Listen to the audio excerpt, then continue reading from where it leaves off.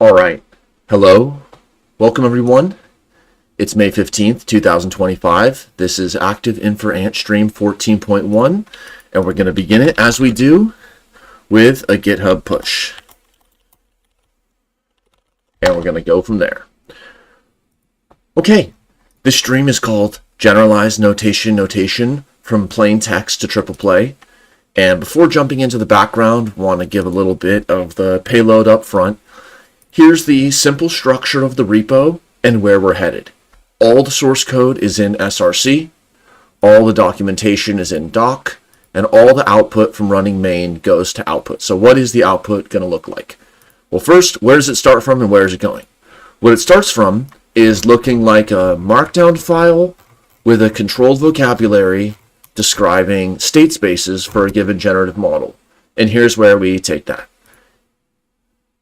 First, for each of those provided source files, GNN files, we get a bunch of visualizations. So anyone who's worked with PyMDP or active inference models knows that figuring out state spaces and doing all kinds of work and transformations with state spaces can be challenging. So one thing this does is it takes that generative model distinction as specified and visualizes it. It exports the model into a variety of formats. JSON, text, XML, graphical, all these different kinds of outputs. There's an initial processing report, essentially summarizing what kinds of files are being detected. There are rendered simulations. So here is a PyMDP script that fills in, not perfectly functionally at this point, but I think more than enough to get the picture, a PyMDP script parameterized by the details of the state space of the source file. And where this is all going is to be able to cross-render into multiple implementation strategies. So a stub method for going into RxInfer. Type checking is performed. So that is checking the validity of the code and making sure that the source files are valid. And this allows us to bring in not just security features, but also something that is often much desired for those running active inference models, which is the computational resource estimation. So here we can look at the state space sizes and the different kinds of operations that are entailed for a given generative model, and then get different kinds of assessments like what is the relative computational cost going to be, or what is going to be the size for a given number of variables of storing that specific model on the RAM or on the hard drive.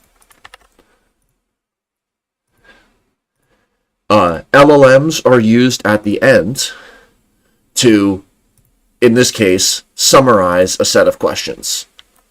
So here are reports written with LLMs summarizing the state space model.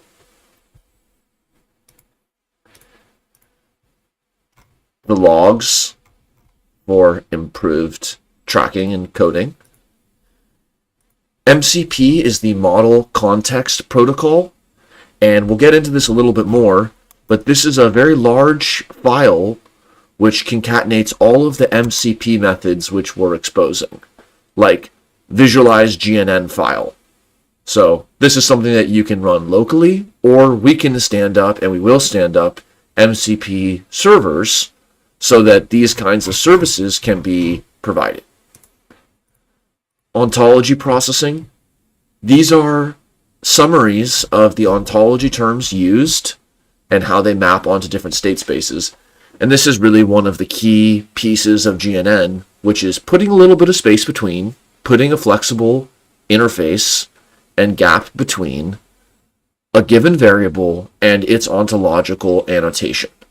So commonly in looking at these generative models and cognitive modeling type scripts, you'll see the name of a variable like observation modality 1 or latent state or whatever it happens to be, some English language name of a variable. However, that can get into some issues, because what if it's modality 3, but then one of the other ones comes and goes? Or how do you add modality 4? Or it's the sense variable for one agent, but it's the action output from another agent. So in other words, you don't want to have the variable always welded to its ontological assertion, because there can be multiple English terms or roles for a given state space variable. We're going to come back to that with Cerebrum. And then also there can be different languages for localization and accessibility. So there's a space between the variable state space and the assertion, and what that looks like inside of the GNN file is a specific section that makes assertions about ontological meaning in that exact generative model. So gone already, long, long, long gone are the days where debating whether the letter B means transition matrix.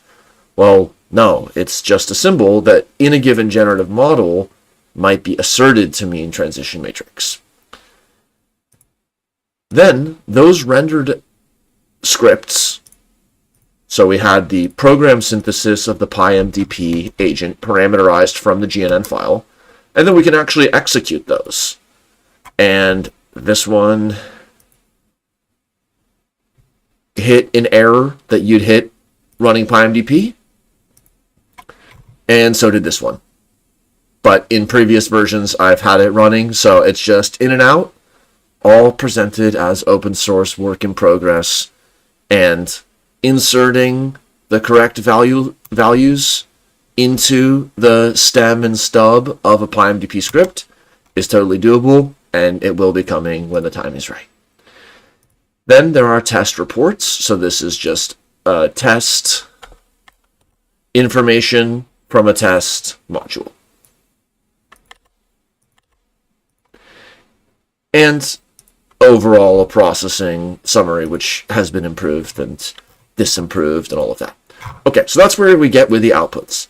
How is this all gonna be happening? Let's pull back a second. If anyone has any comments or questions, please write them in the live chat. All this is open source at the GitHub repo, Active Inference Institute / Generalized notation, no spaces. I'm using the updated version of Cursor 0.50.4, and the large language model for most of the augmented coding, vibe coding happening here is Gemini 2.5 Pro, the preview 0506, so just from a few days ago. Okay, we will briefly look at the source structure, get a first pass, pull back a little bit to the history of GNN, then re-enter into the source with people's comments and questions. So here's how source folder looks.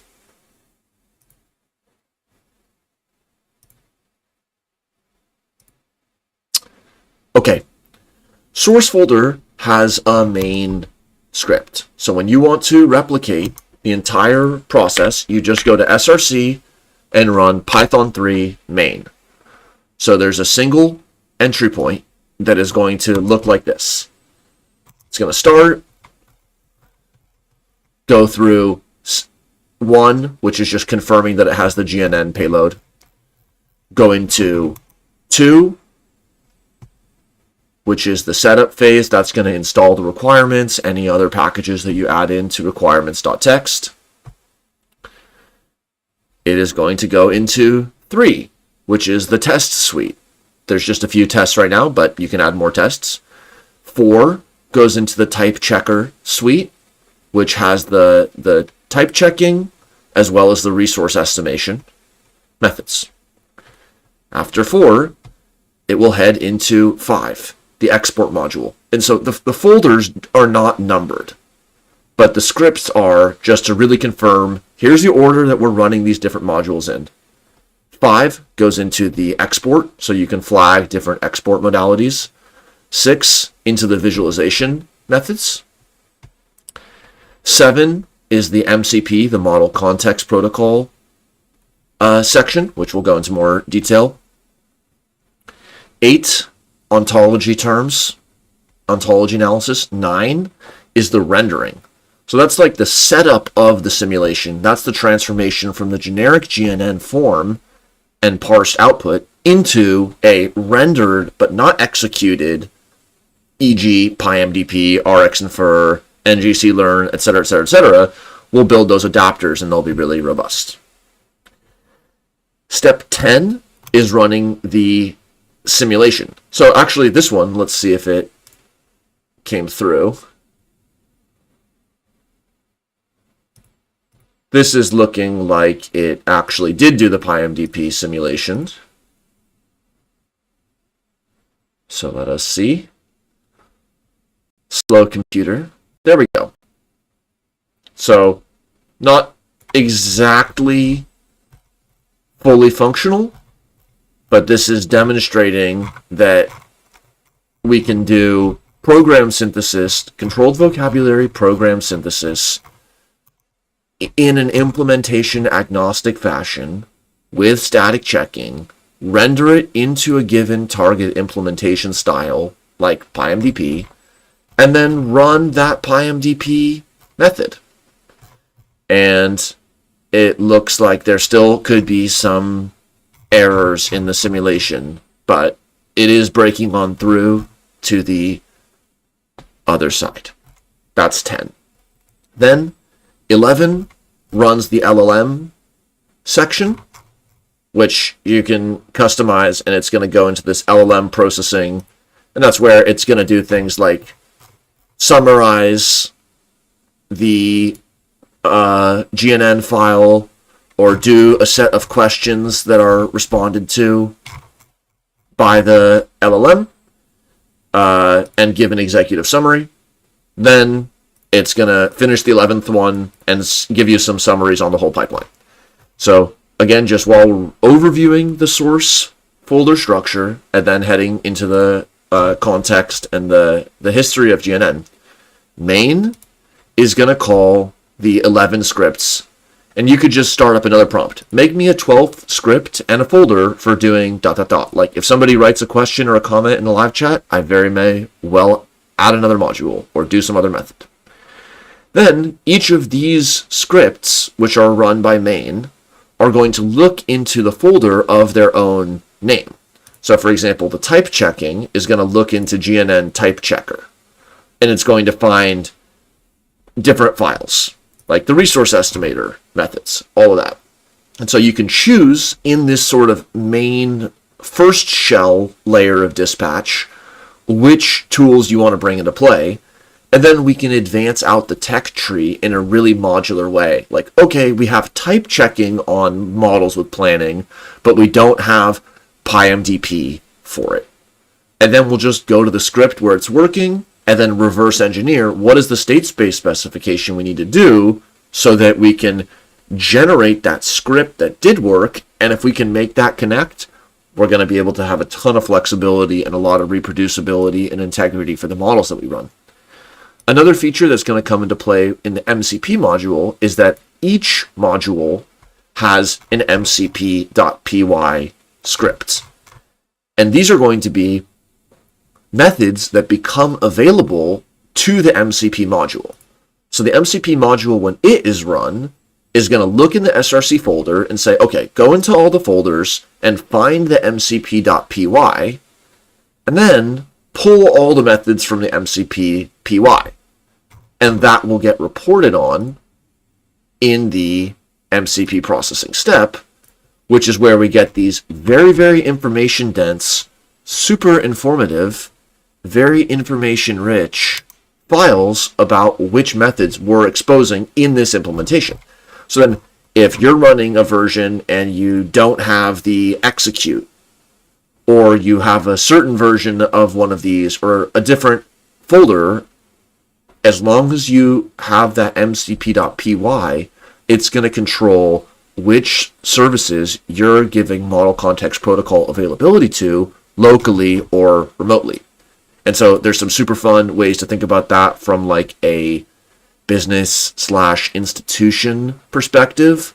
Like if it's worth 1 cent to verify a generative model or to render it into PyMDP or to execute it, then maybe with micropayments, those kinds of things will become easier to do, like X402, which Holly shared in a meeting yesterday.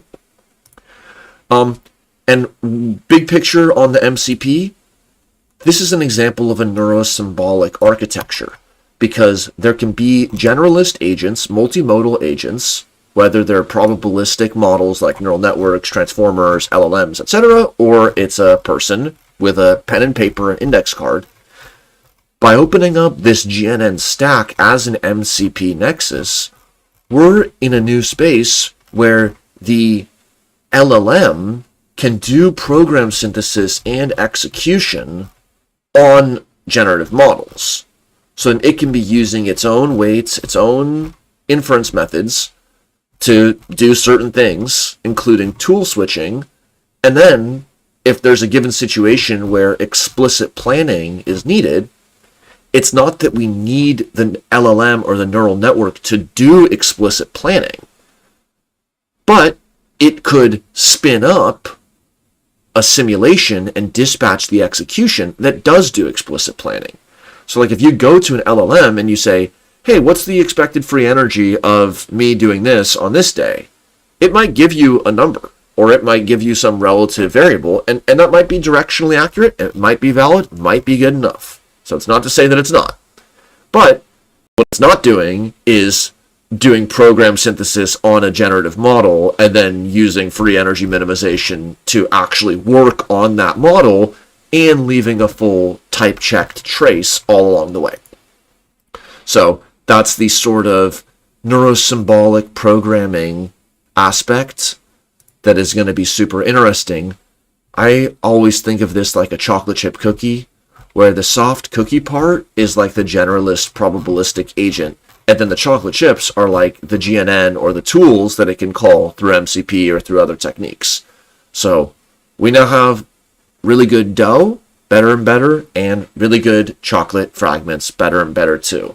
So there's a lot of opportunities for this kind of crystal embedded in a more liquid or gelatin-like interface that is going to enable models, again, that don't have explicit planning or other features like that to drop in and deploy these actual simulations with really strong reproducibility and tracing. Okay, so where did this GNN concept come from? And meanwhile, of course, anyone can write a comment or a question, and I'll hope to bring some new features into the package like by the end of the stream. So this work was during 2022 and 2023, working with Jakob Smeckel, who's currently a graduate student at Stanford.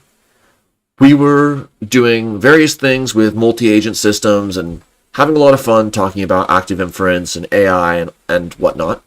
And we started to explore this idea of making notation systems that were implementation agnostic for active inference and using that for our own epistemic and pragmatic ends. So for example, in the step-by-step active inference paper of Smith, Friston, and White from 2022, this is like a common step up in terms of learning about generative models.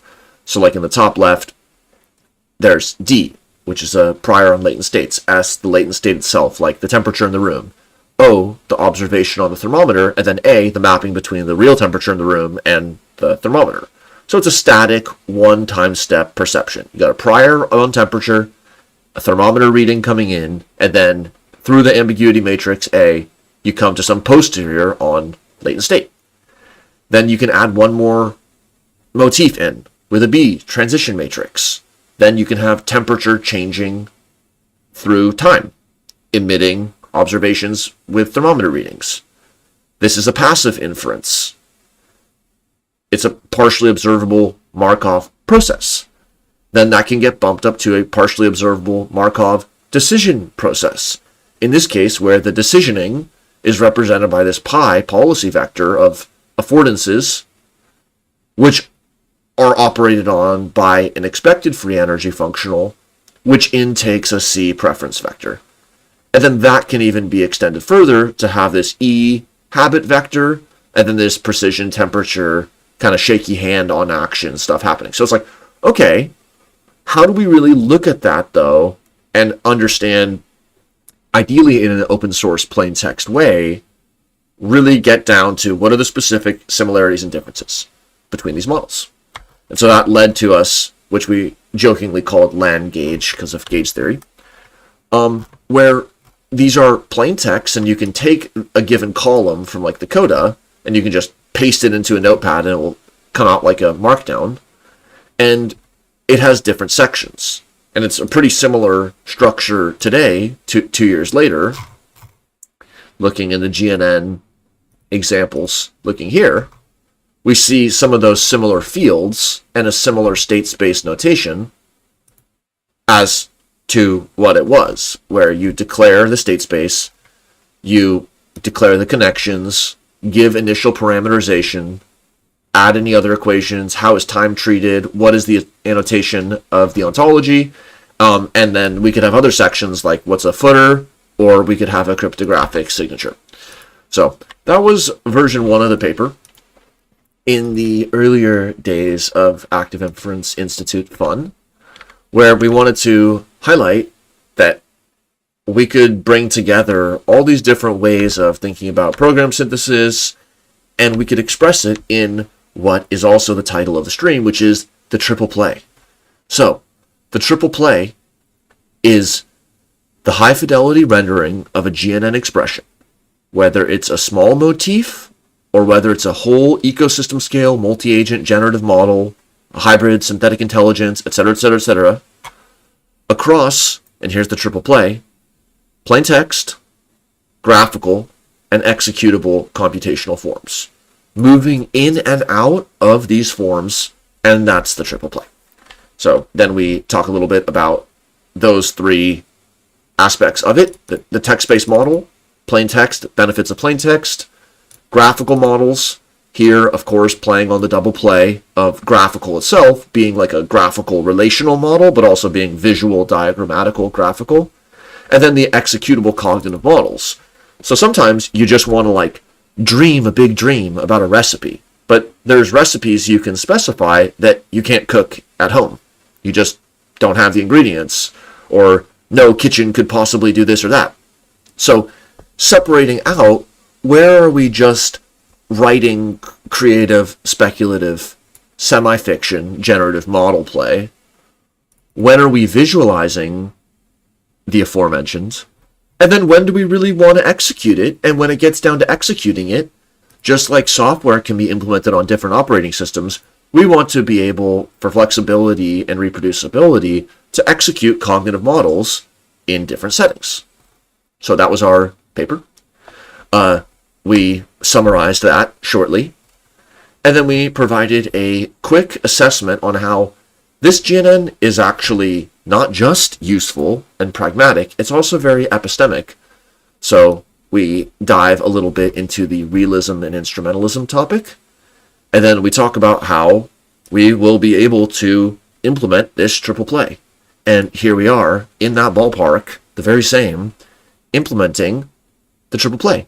And even planting some seeds that bloomed many, many April showers and May flowers later. Like, from a linguistics perspective, it would be interesting to explore possible grammatical case systems, morphology, and dialects associated with GNN. It's not just a throwaway line. That's what Cerebrum is about. Case systems for generative models. So now we can say, well, we want the locative version of that GNN. And so, for those who are wondering, where does Cerebrum come into play? How can I use what I've learned from Sanskrit and Russian and Latin and is invisible in English? How can I use that kind of morphological, morphosyntactic understanding of language? How can I bring that to high reproducibility generative modeling? Here is how. And that was the paper in 2023 with Jakob, and put it on the back burner for a little bit, but now the repo is back with a fury, but not an angry one. And hopefully this is going to be a really key tool and platform for people who want to use generative models for education and for research. And it can be under the hood. It's not that every single person may be in this exact repo, but as we start to think through these things as a community, it becomes a lot clearer and clearer how having these methods for setting up workspaces, testing our environment, type checking and resource estimation, exporting and confirmation, visualizing generative models, making methods available for LLMs and other agents, understanding the ontological annotations of state spaces, preparing simulations through rendering, executing the simulations, and using LLMs to give interpretability in natural language and do other kinds of operations. Like, these are some of the core activities that we need for our own research work. So it's cool that we can develop this and make this an open science space, and welcome participation from people who see opportunities and challenges here. So let's check out the agenda and see where we might want to do something. And then again, if somebody's watching live, they can write a comment or an idea in the chat. So what is GNN and why is it important? GNN is a plain text notational style and tradition that focuses on state-space definition of generative models, for example, statistical models or cognitive models of agents. Why it's important is that with that kind of a controlled structural vocabulary for generative models, it's possible to reproducibly and at high throughput engage with a whole sequence of different kinds of functionalities, ranging from reproducible environment setup and testing, type checking, resource estimation, exporting, visualization, accessibility to MCP, ontological analysis, rendering, execution, LLMs, and beyond, and more. So that's pretty cool and important. Core concepts are woven throughout, and the goals are for us, as always, on these kinds of streams and at the Institute, where everyone's welcome to find out more and participate, is to increase the accessibility, rigor, and applicability of active inference. And so this is a triple play on that triple play. How does GNN allow for clear textual specification of complex models? So we can look at what it looks like now, but with more advanced automated code generation, for example, the AutoGenLib may be one library to look into, as well as Kit. So Kit is a code synthesis library. So right now, this is like a v0.1 or a v1 version of the GNN spec. It isn't that it has to be written this way with this section title. It's just to give an idea, and then we can use more advanced code templating methods to generate these from possibly even a more distilled, condensed version that renders into a GNN that then gets used. But that's kind of like the assembly code question. So how does GNN allow for clear textual specification of complex models? Well, by separating out a few key steps. Separating out first, in the state space block, the sheer declaration of the size and type of different variables. So C is going to be length 3 vector float. Or you could say, well, I'm going to be able to do my C vector with integers. Then you could say it's an int. And then in the resource and checking, you could know that you could work with integer calculations. So that's the state space block. Then connections, which is a little bit generic. Of course, these need to be nuanced a lot to be really used as a base graph, but the information is there. After the state space block and the structural specification is the initial parameterization. So here, it could be done in a more Pythonic fashion, or it can be just fully specified out what is the initial state. Or a given kind of renderer could have a default. Like if something is not provided with initial state, it's defaulted to uniform or to the identity matrix. So whatever kind of rendering rules you want. And then you separate out the ontology annotation. So you've already basically initialized the space of the model and initialized the values, and now you have this annotation layer which could easily be swapped out with a different language. Okay, so that's kind of 2023 brought into current year plaintext version of what a minimal GNN looks like, which is just a focus on some freeform contextual information about the generative model, state space for initialization with initial parameterization, and the ontology annotation. And we've been having some great convos in the multi-agent meetings about, well, what space does that leave open then for the orchestration and the message passing and the communication, all these kinds of logistics and operations of generative models? But that's where actually, again, Cerebrum and the case system comes into play, because if the generative model, let's just say, is the ingredients, like we have lentils, mustard, and vinegar. And then there's a sentence in the recipe, which is like the orchestration specification, like, with the mustard in the kitchen, put the sauce on the lentils.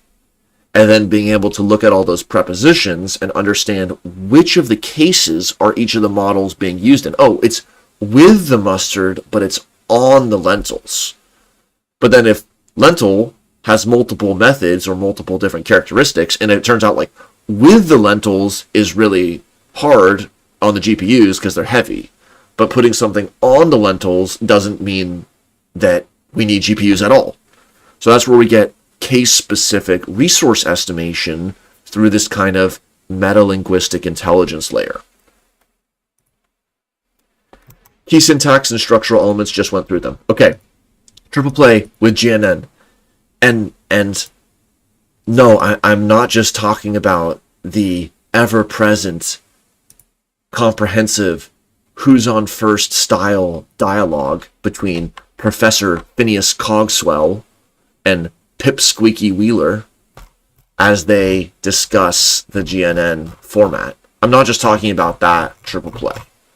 I'm talking about the representation triple play, which the LLM invented another triple play of understanding, conversion, execution, but it works well too, so c'est la vie. Okay, showcasing GNN in action, practical examples of the triple play. So let us do that, and also see a little bit about how Cursor does this kind of low-key, high-throughput, high-efficacy program synthesis. So let's make a new example and work within the framework we already have. And then we can explore some more far-out things. So write a new example, GNN file, fully compliant, like these two, for a POMDP where the ontology assertions are in Spanish terms. There are more sub-matrices for each variable, but still compatible with just these are just kind of reminder notes, but in a better world, which we may already be in, these don't even matter, but still compatible with visualization methods. And the situation is that it is a trading algorithm being run on an airplane where if it loses money, then the plane runs out of gas. Okay, so with all this kind of documentation and context, and especially templates and examples in the niche, then Gemini or whomever you call will be able to make a new example. So let us see. We're seeing into that chain of thought, that inner dialogue that Gemini is having with itself. and it's starting to think through, okay, so here's what we have to do. This kind of pseudo thought that's happening. And then it's writing out all these details so it'll pop up a file soon. Okay. Meanwhile, so welcome, Andrew. I'm going to copy in your question. So now we're in the game. Let's just get a few interesting things done during the rest of the stream. Okay. Andrew wrote, could a 12 involve putting together some dashboard of the visualizations and or metric reporting or some synthesis between LLM stage and visualization? Sure. Let's make one new folder called site. This I'm sure could be done automatedly too, but I'm just going to manually make an mcv.py. Manually bring in the init.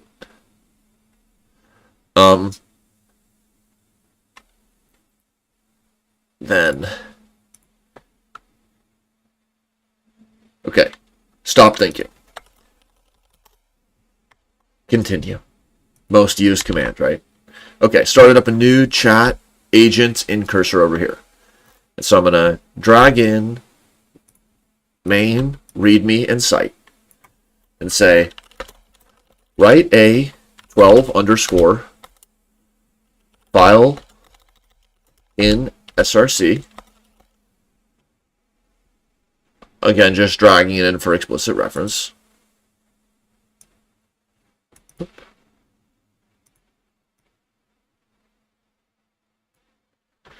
For 12 site.py,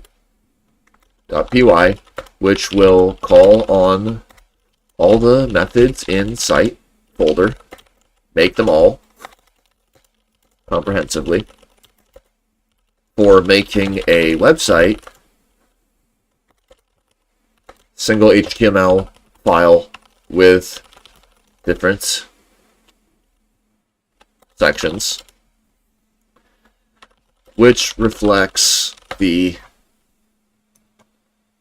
output folder, e.g. embedding all the visualizations and LLM outputs and etc.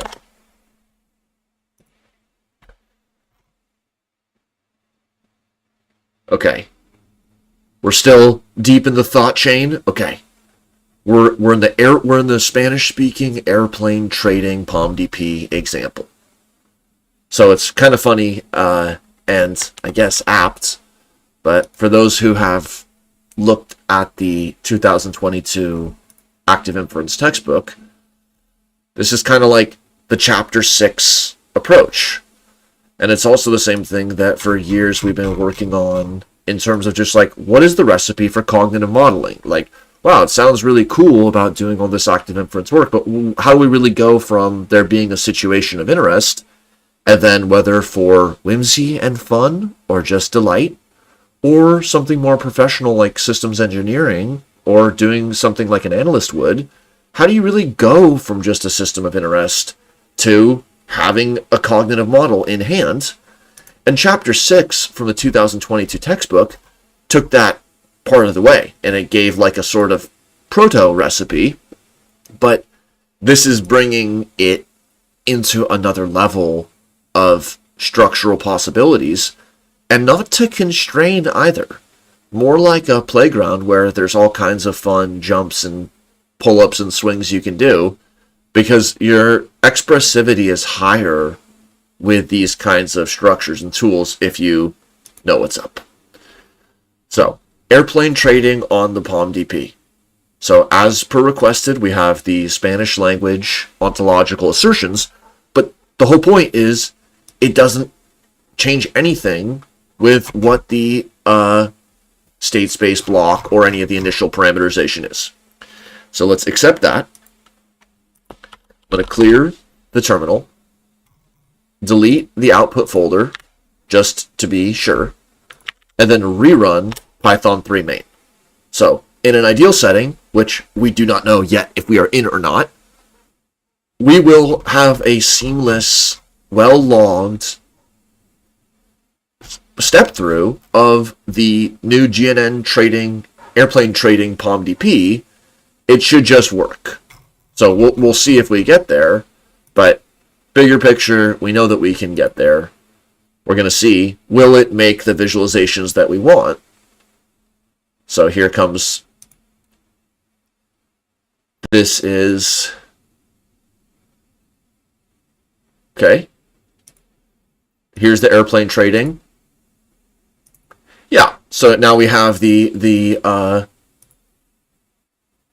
variables from the airplane with their Spanish ontological assertions being rendered. So it's like single prompt. You don't need to know about the details.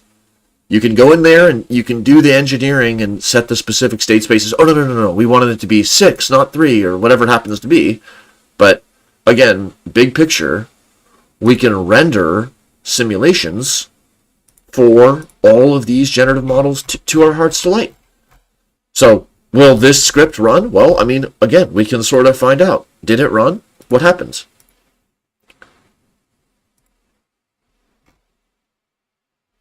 Yeah, not sure if the run script worked perfectly, but again, it's just a question of, okay, what model class is rendered what way?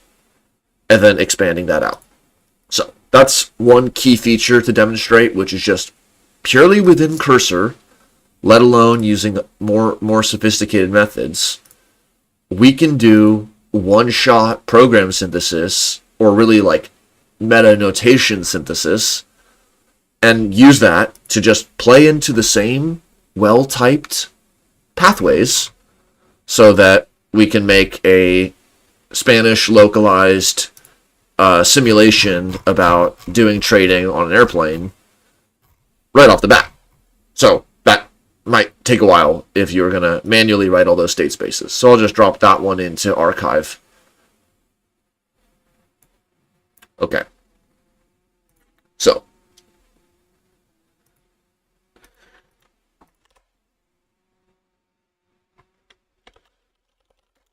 okay. So that was an example of making a new generative model. So we are, again, like, update your priors if you're not here and seeing this. We have single shot chat mediated capacity to write certain structures of generative model, and then there's a lot of work to be done so that increasingly general styles of GNN can be parsed and rendered and so on. But that's actually why the whole suite is structured as it is, because I suspect that if we confirm which version of GNN we're working in, set up our workspace, run the tests, do the static checking, export and confirm that the export was successful, visualize it, and then execute and large language model it, we're going to be in a great spot. Okay. So, Tatia Zote, I'm going to read your comment. You wrote, "My best friend, thank you. Can you prepare group Discord page, your YouTube channel? I want to join you." Yes. Please go to discord.activeinference.institute. And you'll find the Discord link. So for those who are in the live chat now, I just went to welcome.activeinference.institute. That's like the landing page if you want to get involved. We do have a Discord, and you're totally welcome to join in. And I'll paste the link just directly into the YouTube live chat as well. And that's one place activity happens, but it happens wherever you are. There you are. So here we go with the demonstrating a sort of package level flexibility in terms of being able to bring in a new functionality into the GNN space.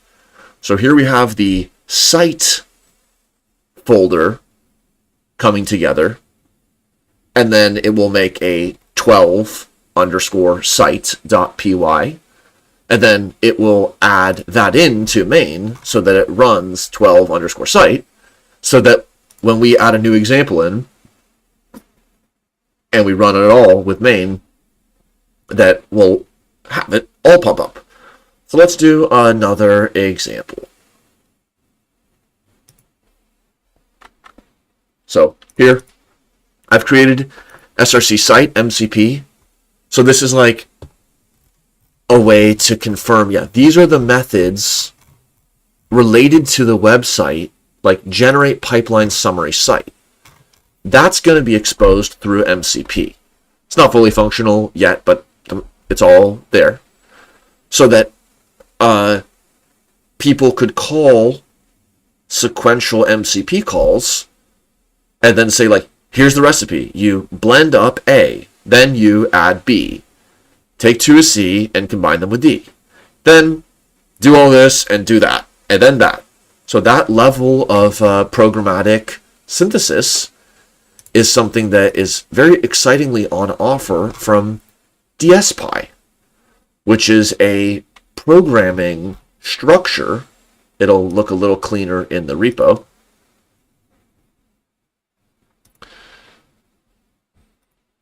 For doing program synthesis at the level of LLMs, which is where we're going to have the MCP at. So DSPy is going to be useful for programming sequences of MCP type calls.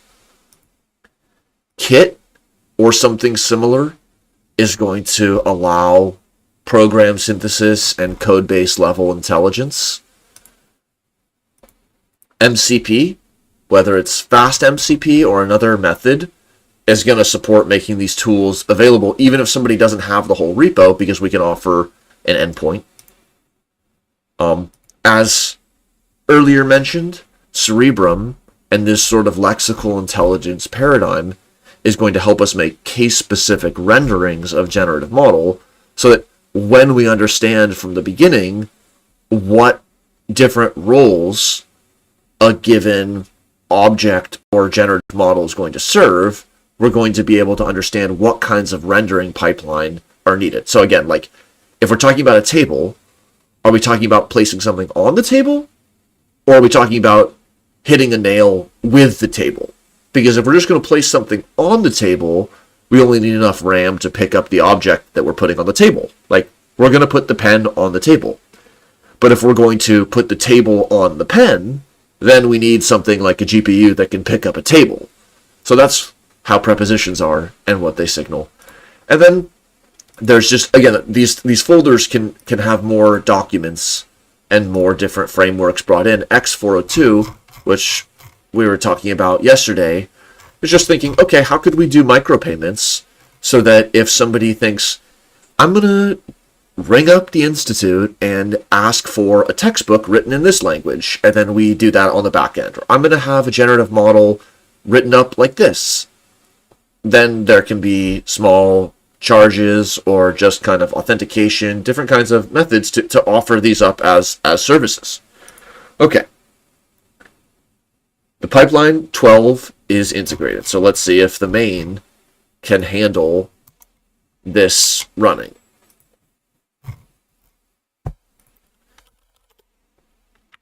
So just clear. I'm going to delete the output folder. That's why the output folder is standalone, because how satisfying to have src and doc. That's it. And this is like the minimal dual channel strategy. Basically, doc is suggestive that it's going to be more natural language like. src is suggestive that it's going to host all of the code. And it is that way. And then we have a few top level scripts. So we have the citation, if anyone sees relevance in the work, partially filled. I'll change the release date to today.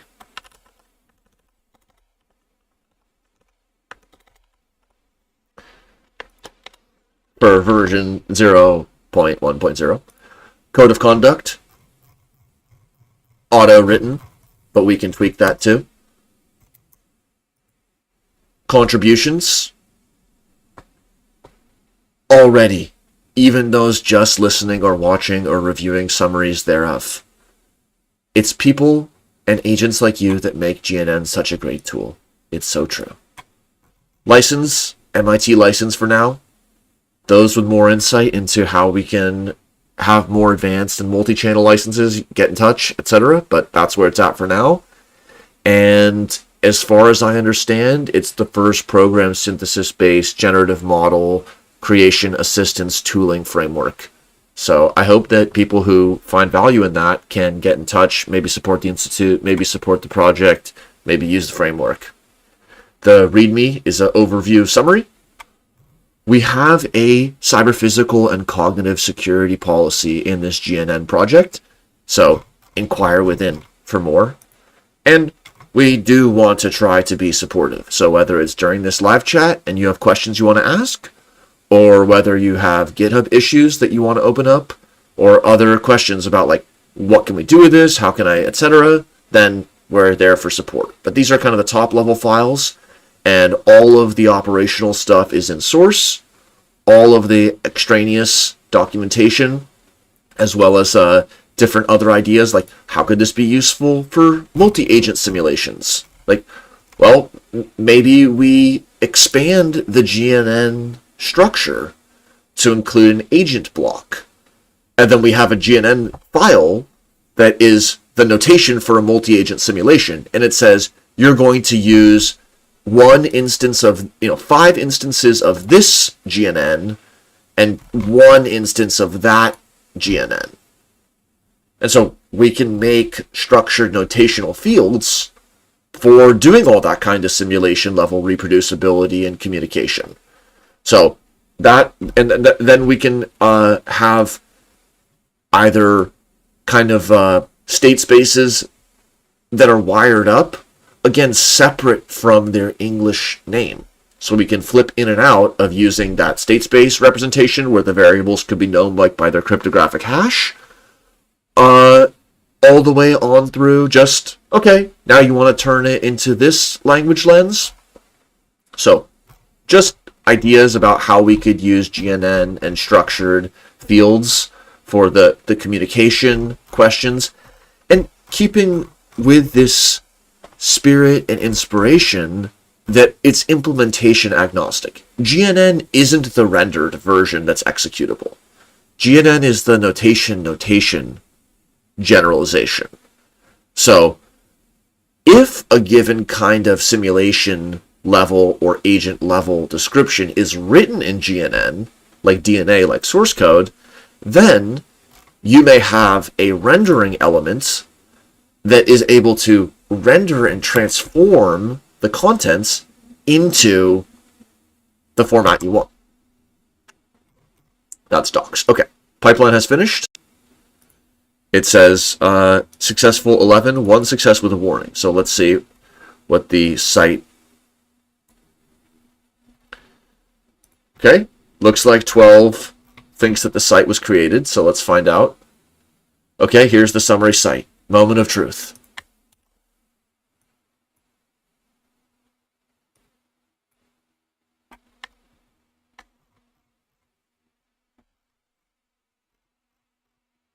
Wouldn't say it's the most advanced site that I've ever seen, but it does the job.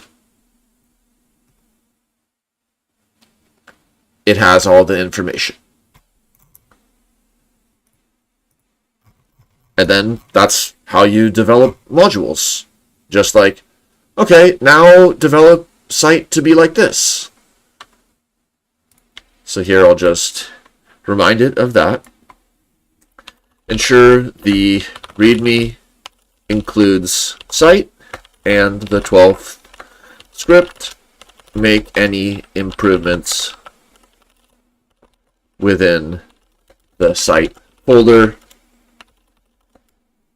ensuring you use separate scripts within site if it is getting like long modular methods.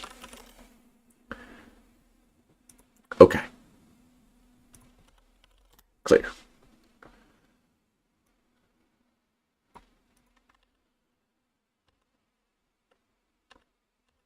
So it will take some work, some collaboration from hopefully all to many of us that will make it more rigorous. For example, having a strict template of a certain kind. Like, hey, if you want to do discrete time, discrete state spaces, and get it to land the plane in PyMDP, here is the standard example. Or here's the code template, the code generation template, the kind of stuff we can do with code generation libraries. Here's the code generation library format schema for if you want to make sure that it's going to go into PyMDP well. Like, this should be like this, and you need this, you can't have that, etc. Let's add a little functionality with RxInfer. So, while the website stuff is happening, assess and use @web search to understand how RxInfer @model statements are used, e.g. the generative model joint distributions in format where it can be parsed by RxInfer into a executable model.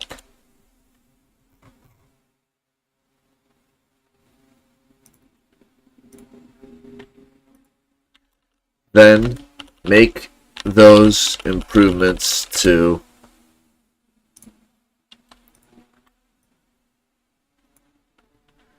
so that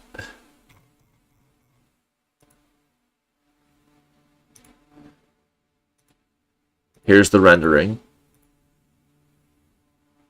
so that rendered outputs are accurately conveying all the information. Make an RxInfer utils.py or RxInfer utils.jl if needed.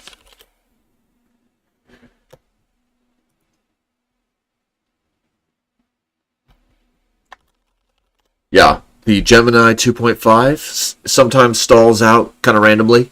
We'll just say, all right, I'm going to make this edit, and then just hangs there. But generally speaking, it has been great. Okay. Let's add another example, see if we can get into some other kind of model that we... okay, so we have website chugging away here. RxInfer improvement here. Now, we're going to write another example.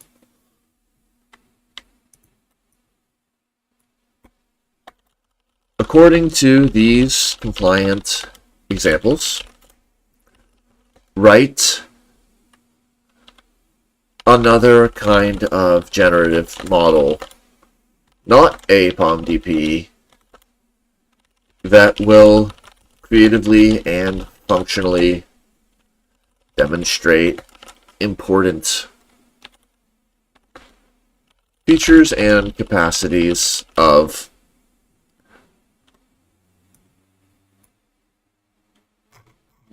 the package.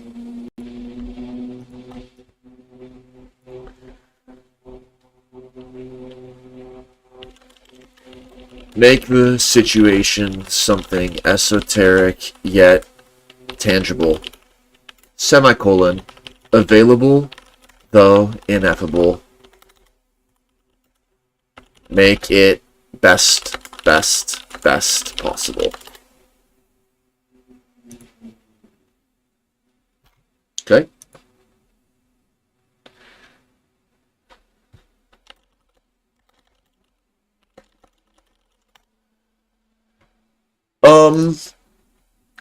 It's been 1 hour. If some super awesome funny stuff happens, I might stay on, but otherwise just a few more minutes, because I think I have pretty much conveyed where it's at and some of the core features. So in the last section here, like if anyone has an idea for an example or another function that they want to see, or they have a specific question that they would like addressed in this stream, please write it in the next few minutes.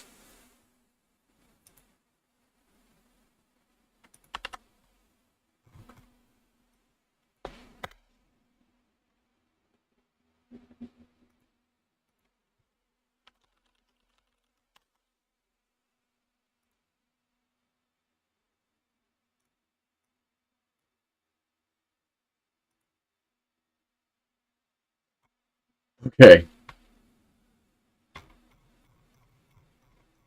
Okay. Greetings, Andres. Oh, now that could be a fun plot twist to include some of your work into this.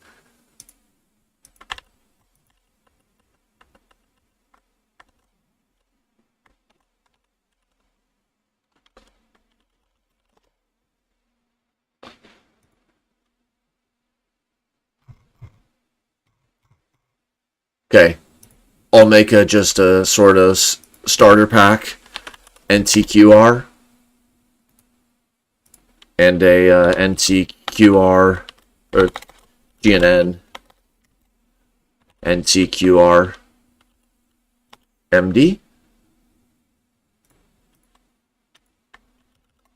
Just leave that there for now, but I'm sure that you and others could imagine a few different ways that NCQR comes into play. It could be like a module offered in a multi-agent simulation setting, like just as another module you could run on top or after the multi-agent. Then you can run it with this NTQR layer. Just trying to delete this, but it's a slow computer.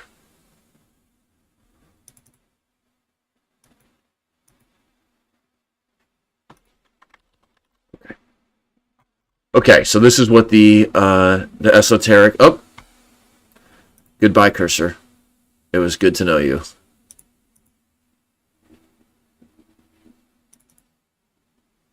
Full quit.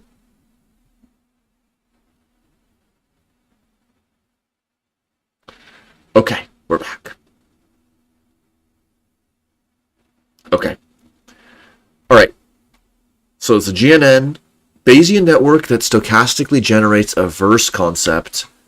It aims to model the flow of poetic inspiration from emotional and elemental inputs to concrete poetic characteristics. So, pretty cool. This is getting us into the space of explicit active inference language models. So not just using the inputs and outputs of language models and treating those or conditioning those with active inference, but this is actually getting into what we can now do. Now make another example, absolutely comprehensive and vast, called an active inference language model that has state spaces for, e.g., sound, phoneme, syntax,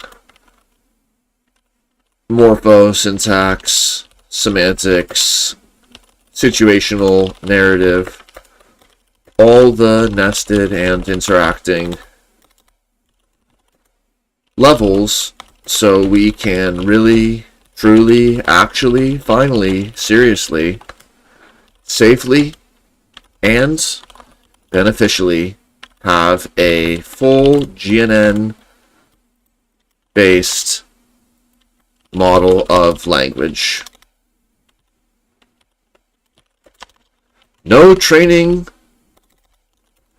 data sets here, just one-shotting the triple play based upon the GNN Launchpad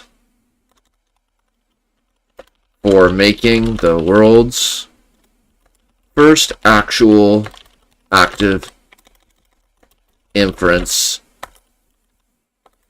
linguistic intelligence agent toolbox.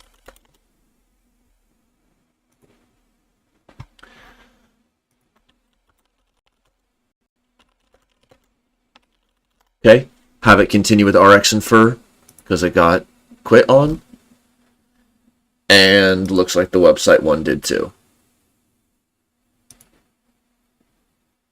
We'll just say continue. And then we'll run it again in a few seconds.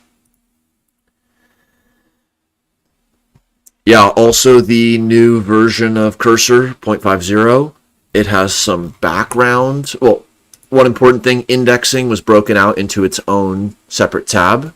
If you've watched a bunch of InferAnt streams, you know that I was always going into like features and then scrolling down to the code base and doing the resync.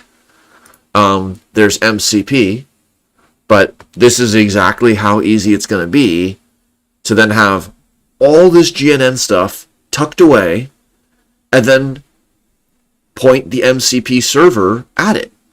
So then other people or agents will be using Cursor or whatever, and then it'll be like, plan, make a plan. And then that could invoke this program synthesis, rendering, type checking, visualization, simulation execution, multiple environments, logging, etc., etc., etc. Website generation. And also there's the background agents. I don't know where it is in the settings. I haven't looked at it, but there's a background agent that you can have. So that could be very useful. For example, a background agent could say, always absolutely vigilantly be assessing if everything is totally good and up to mega standards for everything we're doing. And just let us know if not, but don't make changes by yourself. Okay. AILM. Phonetic, target, and articulation. Let's see what this looks like. So again, if this were using motifs and the structure that we knew was going to work, then like we would know it would work. Okay, let's close that chat. See if the website is done. All right, here we go. We're going to throw caution to the wind and see if this active inference language model will run in PyMVP. It's not going to. Well, let's delete the output just to confirm. Delete the output folder. Okay, so let's just see how it broke it up. See how the LLM broke up this structured analysis. And this is just a total early hint of the power of using language models and general purpose agents to write structured texts, which we then can bring into this explicit program execution framework. Okay, so hidden state factors, phonetic target, and articulation. Then there's a lexical morphosyntactic level. So lexical concept ID, that would be like the diction, like table chair. Then there's the current syntactic rule. This takes us right back to Cerebrum and the different grammatical cases. Like, is the table acting? Is the table the recipient of action? Is something being placed on the table? Is something being placed near the table? And then there's tense, number, gender, etc.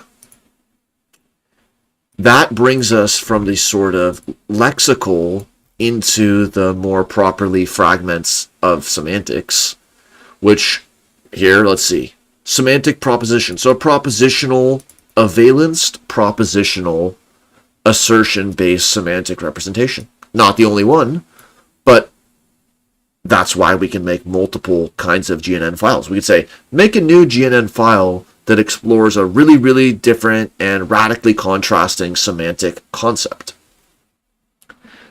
Narrative context, internal goals and predictions. Observation modalities. You can make, no, we only want it to observe auditory. We want to have confirmation that the observations are only coming in through sound, and that all the semantics is being endogenously generated. Or we want the policy output to be red, yellow, green, just 3 states. Or we want the policy output to be words in the dictionary.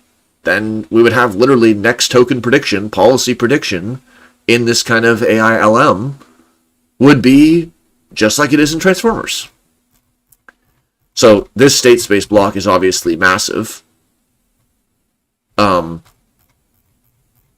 connections, let's see if the visualization went through. Okay, here's the Poetic Muse model. Interesting. Here's the poetry model. Ontology assertions in the state space. That one was one-shotted. And then let's look at the language model. Okay. Looks like it has some differences that so that we could get to this state space representation, but it could be a breaking change, but the kind of suggestion would be drag this in. Hey, we didn't get all the visualizations that we thought of. Ensure that visualizations are generated properly for this. And then it would be off to the races again. Exports, here's its attempt to export it in JSON style. So maybe you only need to use, when you're calling MCP or you're using this for your own research, maybe all you want to do is specify it, type check it, and then export it. You don't even want to visualize it. Or maybe you don't care if it's type checked, you just want to visualize it. So that's why these methods are written out separately.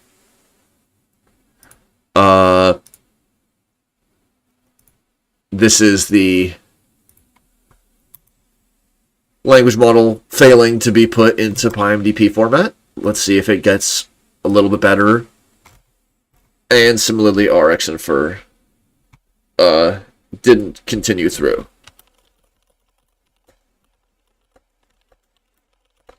Comprehensively ensure that app model blocks really are output to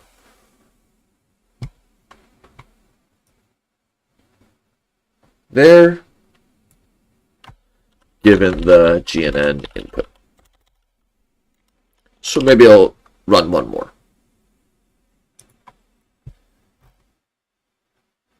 Okay. Okay. Refactor the website. All right, so we'll let this RxInfer update come through. But in the LLM, when I just interrupted it, that would be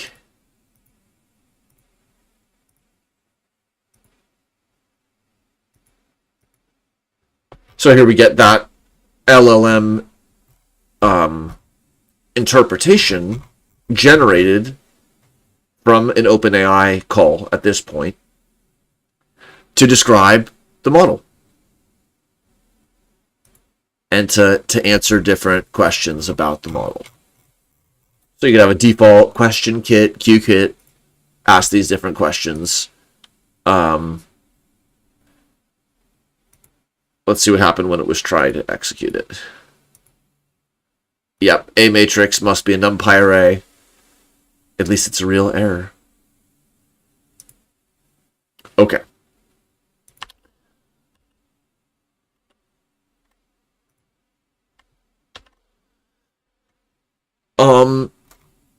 So where to go is going to depend on where you're at, what time it is, all that kind of stuff. I hope that people look through, contribute, improve. I think one of the most high yield payoffs, if somebody is familiar with structured code generation methods or type checking or program synthesis techniques, would be to develop a template, not to fix it as like the one and only template to use, but just here's a template that we can reference all of the other methods against, and also know which degrees of freedom we're going to be able to move with and break. Because right now, maybe we'll say, oh, well, the visualization wanted there to be a hyphen here, and then you add the hyphen here, and the visualization works, but then the other, something else doesn't work. So that is where I believe that using this order of operations is going to be helpful, or something similar to it, of course, pending everyone's input. But basically, like, first, verify that the GNN module is loaded up, and use this file structure and punctuation to confirm, like, yeah, this is the version of GNN we're working with. This is what the symbols mean. Then, but that should just output the documentation and the version. It shouldn't need any requirements to be installed in the workspace. Then, setup. Also, it's kind of standalone and simple, but it should install the requirements that are needed. Then an extremely comprehensive test suite can be run, including tests about later modules. So maybe there's a module that's not used in your flow, but still it is type checked and tested with a template. The type checking is basically the first of the real ingress steps.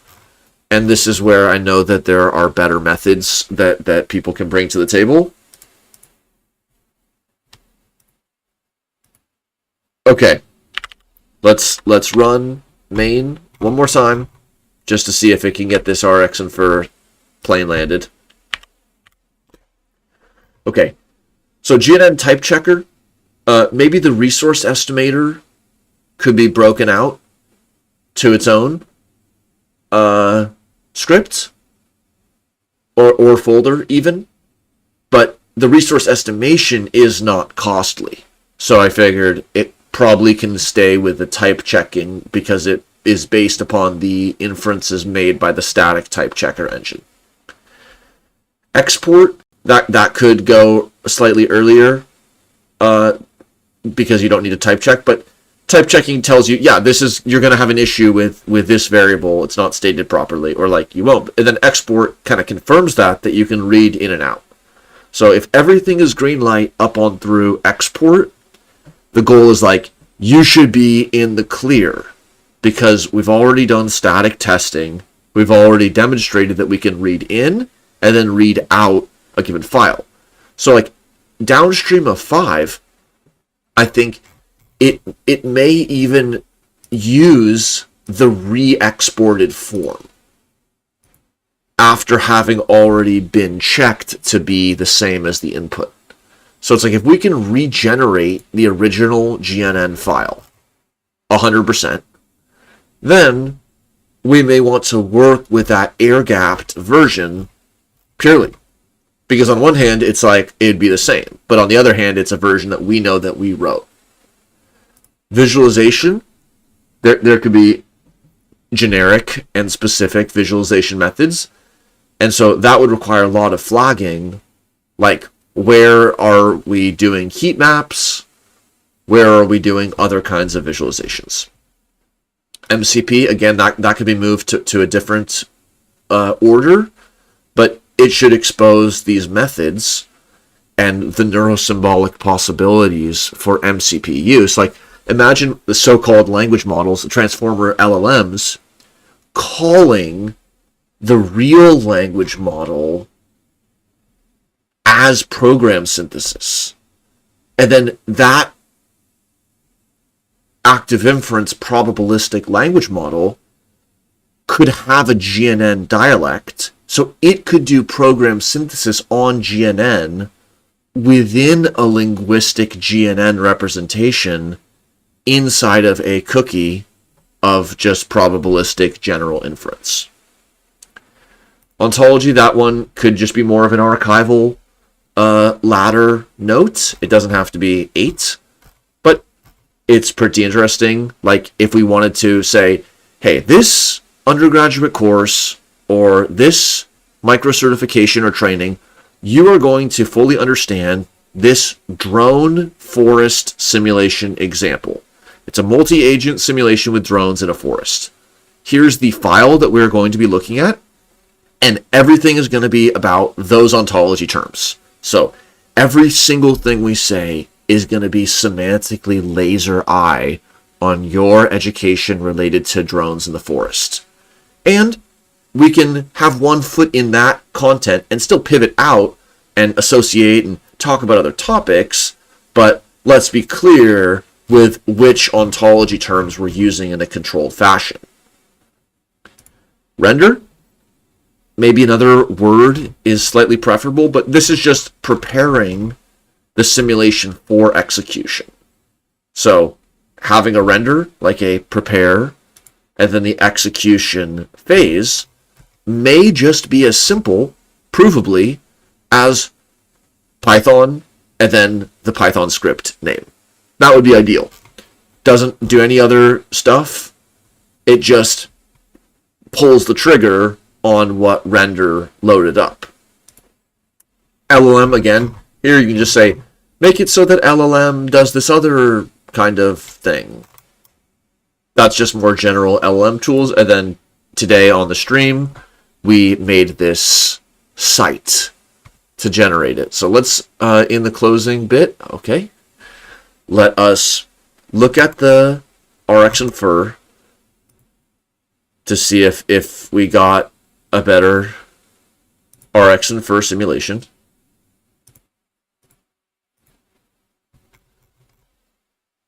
Okay, that one didn't.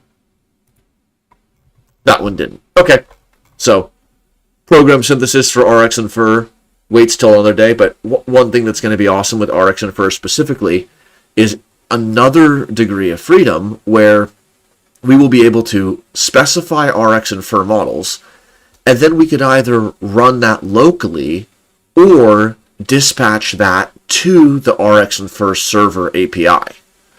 So then that's like, earlier I said you can write recipes that you can't cook, but this is like separating out. Now it's like you can write a recipe that you know you can order, because you can fully specify it and then send it to another endpoint that's just an RxInfer server that will run your app model with your conditions, but you've already done the type checking and the verification. You know that you're working off of a generic implementation agnostic representation. Okay, and the LLM is still processing. So let us let that finish, then pull in the site. But in terms of the last content here, we will read a little bit from the plaintext to triple play. So we're going to improve this with one prompt and then see if anybody has any comments or questions after reading it. We'll write a new Who's On First dialogue.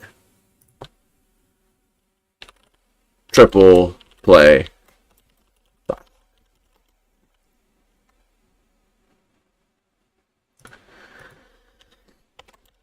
Write a new novel dialogue. Who's on first style. Whimsical and deadly serious. Total Americana deep lore. Absolutely conveying all the topics with, quote, triple play puns related to dragging the doc folder in, such that through the reading of such,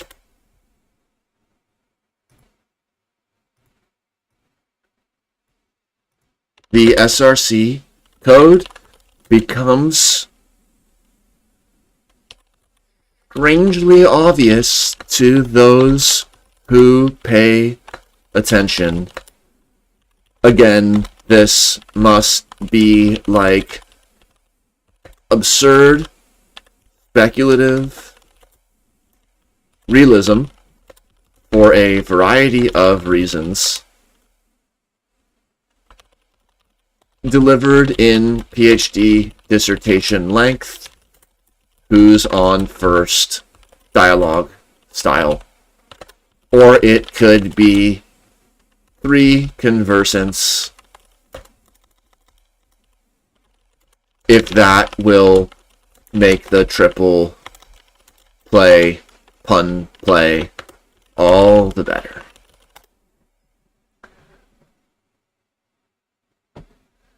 Thank you, Andrew P.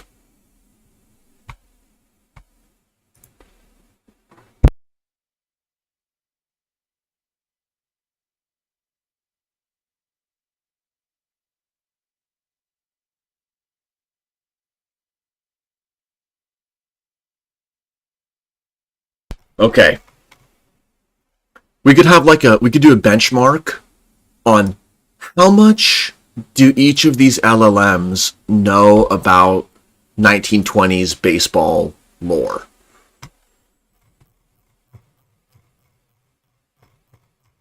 Okay. While that chain of thought proceeds, let's just see the LLM stuff. So it's written 4 of the 5. So each currently in the GNN folder examples is the target input directory. We might want to have another directory called input or something so that it's just obvious which files are going to be iterated through. But obviously that's one of the ways to work faster. If you only have one file in here, like, it's going to happen way faster. But right now it has to do all the iterating and looping for all 5 of these examples. So I think I'll move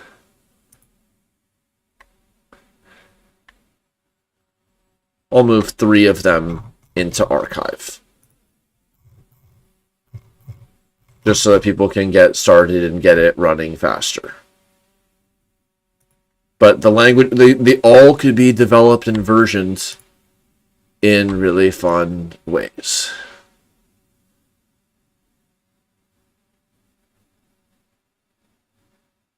Okay.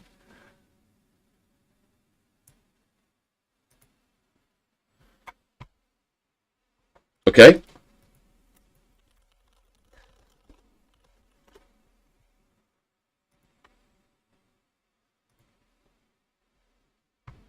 Okay. We'll generate this dialogue, and then if there's any last comments.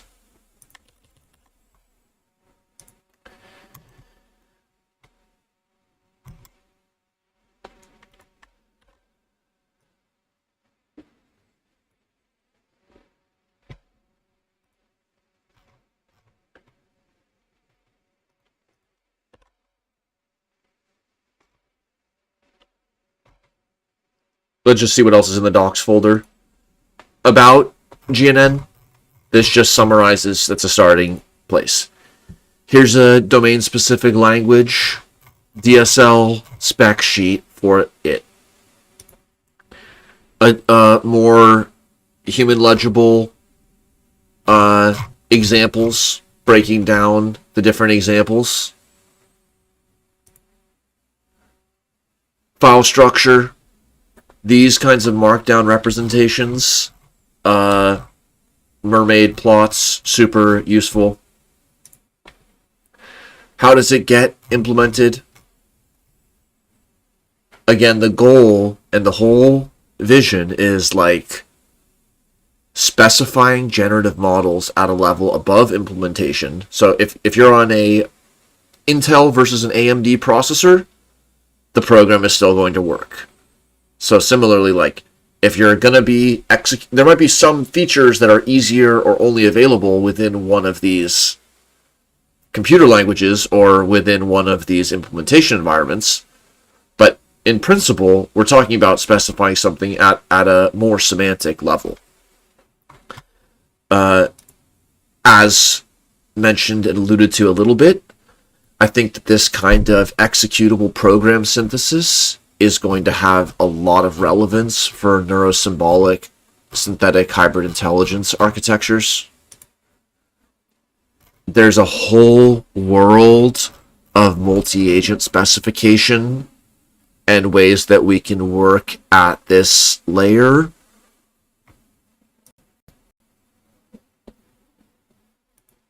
Okay, Gemini, one more chance.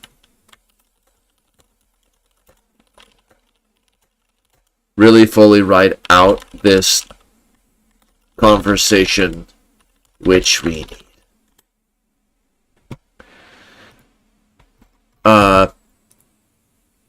Here's the plain text or a summary of it, of the paper itself, but it's linked in the repo with Jakob. Some information on the syntax, but this could be reflected probably better using this type of kit concept.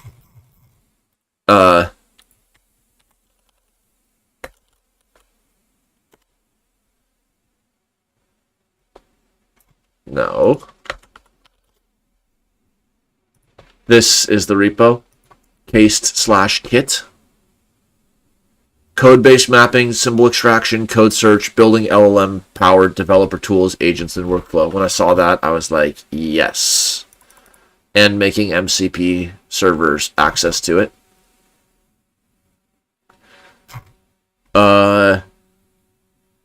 That's basically the docs, just to review what's there now. X402, microservices, RxInfer, we can make a PyMDP folder just to be leaving a stub there. And that could have like more generic documentation information on doing GNN PyMDP. But it'll just be to be completed. All right. Here we go.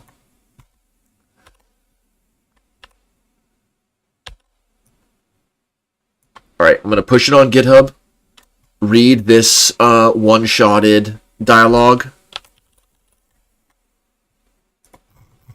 Oh, the LLM is still working for some reason. Okay. Read the dialogue, and then either it will end on an extremely dramatic, funny note. We haven't looked at it yet. Or maybe somebody will have an appropriate comment or question in the next minute or two, at which point I will then read that one. So here we are in other triple play dialogue. Okay, here we go. The GNN triple play. A dialogue in 3 fits and many errors. Characters: Abner Doubleday, earnest, precise, a true believer in the system. Capitalized. He's trying to explain the rules of generalized notation, GNN. He often clutches a heavily annotated copy of what looks like a rulebook, but is in fact doc/GNN file structure doc.md. Casey Specs Stumble, an old-time baseball manager, weathered, full of cracker barrel philosophy and prone to spectacular misunderstandings. He's always looking for the angle or the specs on the new talent and how this all plays out on the diamond, which he sometimes confuses with the GNN connections graph. He squints at everything through thick, smudged spectacles. Branch, Ricky Wright, a shadowy, almost spectral figure. Perhaps a long disenfranchised league commissioner, a rogue statistician, oh brother, or a philosopher of the great American pastime, now haunting the ontological back alleys of model specification. He speaks in oracular, often unsettling pronouncements, his voice like the creak of an old stadium gate. Setting: the deepest, dustiest back office of the National Generative Model League, NGML. Headquarters. A forgotten annex that smells of old leather, stale cigars, liniment, and the faint, sharp tang of ozone from ancient calculating machines that were rumored to predict not just game outcomes, but the very fabric of fan belief. Yellowed schematics of factor graphs and Bayes nets are pinned to the peeling wallpaper, interspersed with faded daguerreotypes of stern-faced men in bowler hats who might have been pioneering statisticians, spiritualists, or perhaps both. A single, fly-specked gas lamp sputters erratically, casting long, dancing shadows that make the GNN diagrams on the wall seem to shift and writhe.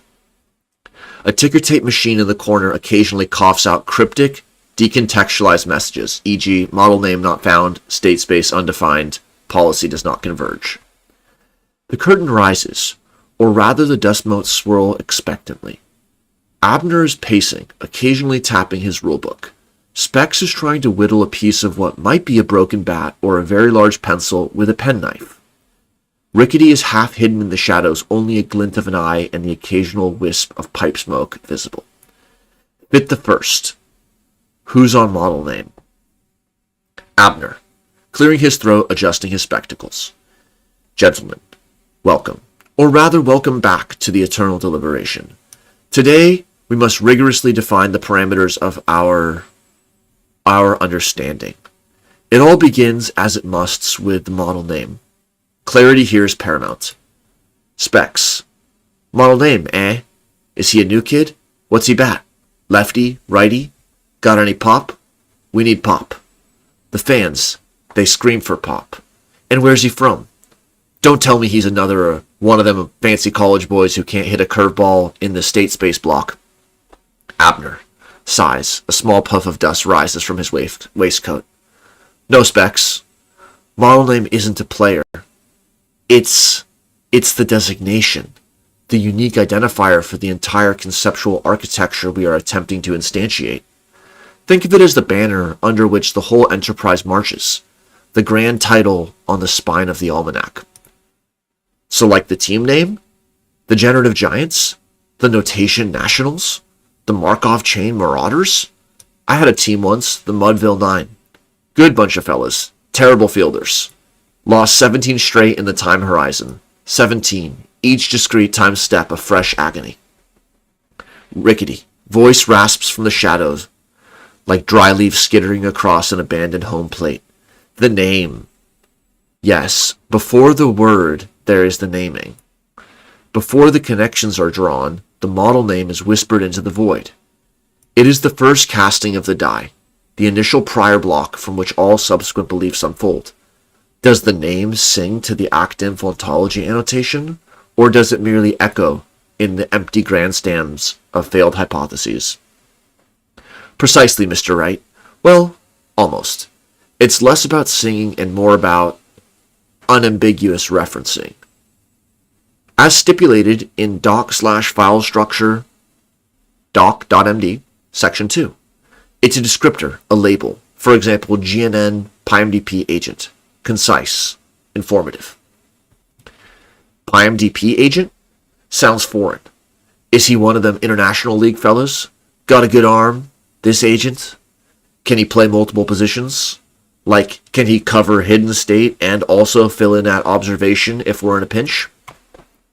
Versatility. That's the ticket in this league. A real triple play threat, if you catch my drift. Abner, massaging his temples. It's... PyMDP refers to the Python library for Markov decision processes. The agent is the model itself.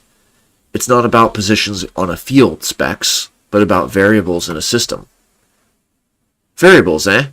So like guys who are inconsistent? Hot one day, cold the next? We got a whole roster full of variables. S_F0 couldn't hit water if he fell out of a boat last Tuesday, and O_M1. Don't get me started on O_M1's fielding errors. Cost us the pennant, that one. Initial parameterization was all wrong for him. Rickety. The initial parameterization. The primordial soup. The conditions at the dawn of the simulation. Was the bag corked from the start? Were the dice loaded in the state space block? Or was it merely a D underscore F0 set to uniform ignorance, awaiting the harsh lessons of observation.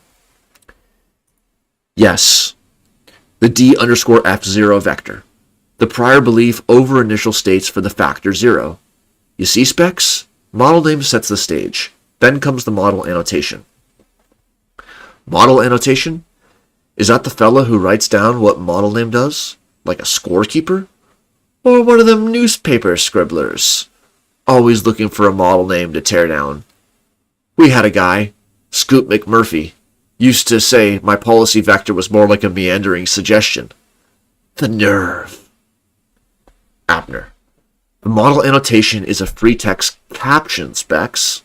It explains the model's purpose, its context, its raison d'etre. It's the color commentary, if you will, to the model name's play-by-play. It's where you describe the triple play of GNN, the text-based specification, the graphical model intuition, and the executable cognitive model. Triple play. Now you're talking, Abner. So, model name is the batter, model annotation is the guy on first, and who's on second? Is it state space block? He sounds like a big fella, a slugger. This is going to be a long time horizon. State space block isn't a who, it's a what. It's the where. It's the definition of all possible states the system can be in, the dimensions of the diamond itself. I'm going to skip on, since there's many sections, to the end. But let's skip. Okay. Last section. Abner. Looks from specs to rickety, a dawning realization or perhaps just fatigue in his eyes.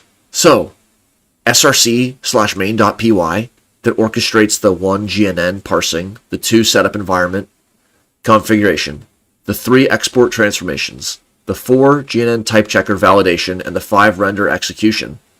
That's just the Empire calling the game, ensuring the rules of generalized notation are followed. The Empire, of course, that's main.py. Always sticking his nose in, checking the GNN version and flags, and making sure the footer and the signature are in order. Thinks he's God or G or some other fancy letter, but without him, it's all just output/log/chaos.txt. Rickety, the main.py, the silent orchestrator, the loom upon which the GNN tapestry is woven. It does not judge the model annotation's poetry, nor the equation's elegance. It merely ensures the pipeline flows, from text to graph to code. A humble servant of the triple play. The true mystery, gentlemen, is not who's on first or what's on second, or even I don't know on third. It's why we play the game at all. And for that answer, you'll need to consult a model name far grander than any found in src/gnn/examples. Rickety fades further into the shadows. Specs starts idly checking model parameters on an imaginary bat. Abner stares at his GNN rulebook, a single bead of sweat tracing a path through the dust on his forehead. The ticker tape machine clatters one last time. Simulation complete. Observed outcome unlikely under current priors. Suggest revising world models. Or perhaps the rules of the game itself. The gas lamp sputters and dies, plunging the room into near darkness, illuminated only by the faint residual glow of unvalidated hypotheses.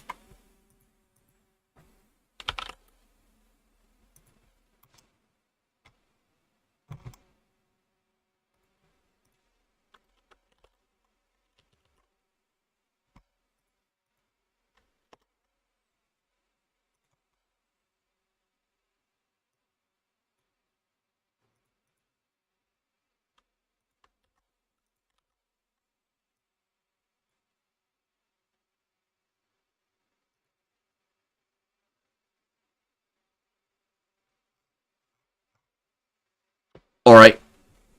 Thanks, everyone. Hope this was pragmatic and epistemic for you. Looking forward to people's feedback and collaborations. Act and Fursurf.